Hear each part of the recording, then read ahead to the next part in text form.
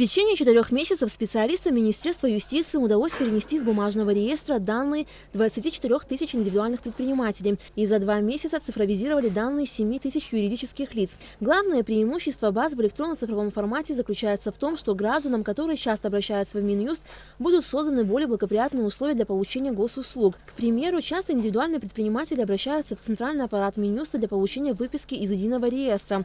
Для этого им приходится со всех районов Абхазии ехать в Сухум, подавать заявление и ожидать выписку в течение 10 дней и вновь приехать в столицу, чтобы забрать документ. В скором времени ситуация изменится. Тот инструментарий, который мы создали, в перспективе позволит нам создать систему электронно-цифрового дистанционного запроса. Человек, находясь в Гагарском районе, грубо говоря, не выходя из дома, заходит на сайт Министерства юстиции, оформляет электронно-цифровой запрос, который поступает в специализированный отдел Министерства юстиции. Дальше в этом отделе формируется эта выписка. Для того, чтобы человеку не пришлось ехать за живой подписью министра либо заместителя министра, вместо нашей подписи будет проставлен QR-код. И точно так же в цифровом режиме эта выписка отправляется обратно гражданину. Гражданин, сидя дома, распечатывает этот бланк, эту выписку и идет в банк либо другой орган для осуществления своей деятельности. Одним из этапов в этом процессе является оплата государственной пошлины. В этом вопросе создаются наиболее благоприятные условия для граждан. Минюст занимается процессом внедрения технологии интернет-эквайринга. В рамках этой технологии при заполнении запроса гражданином открывается специальный раздел, где он может ввести данные банковской карты АПРА или же российской банковской карты и совершить оплату путем интернет-эквайринга. В том случае, если у гражданина нет карты или нет на счету денежных средств, опять-таки, чтобы гражданину не пришлось ехать сюда, в Сухум, центральный аппарат Минюста, у себя в районе гражданин может пойти в банк, оплатить госпошлину, сфотографировать квитанцию и приложить к своему заявлению. И смысл наличия цифровых реестров заключается в том, что это инструмент, благодаря которому мы в дальнейшем можем создавать новые системы. И эти системы будут касаться как индивидуальных предпринимателей, так и юридических лиц.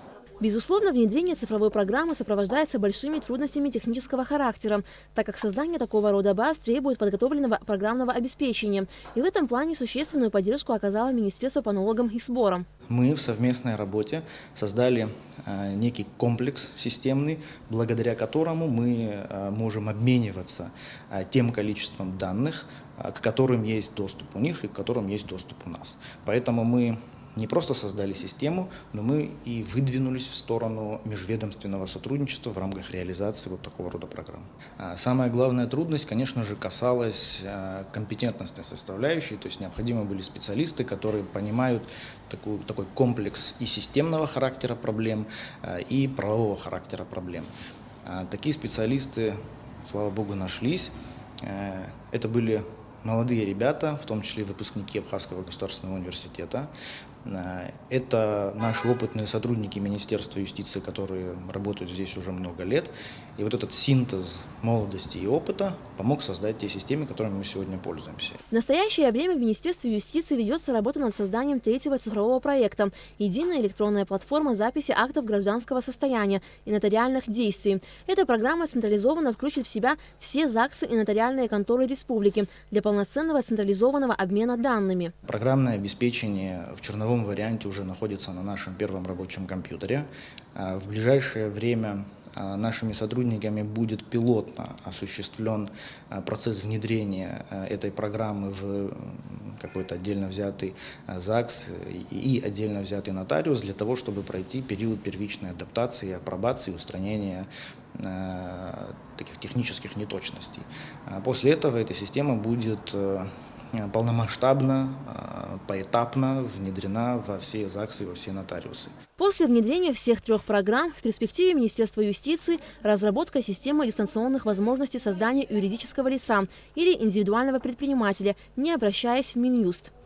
Аля Катрав, Тимур Гугохи, Абхазское телевидение.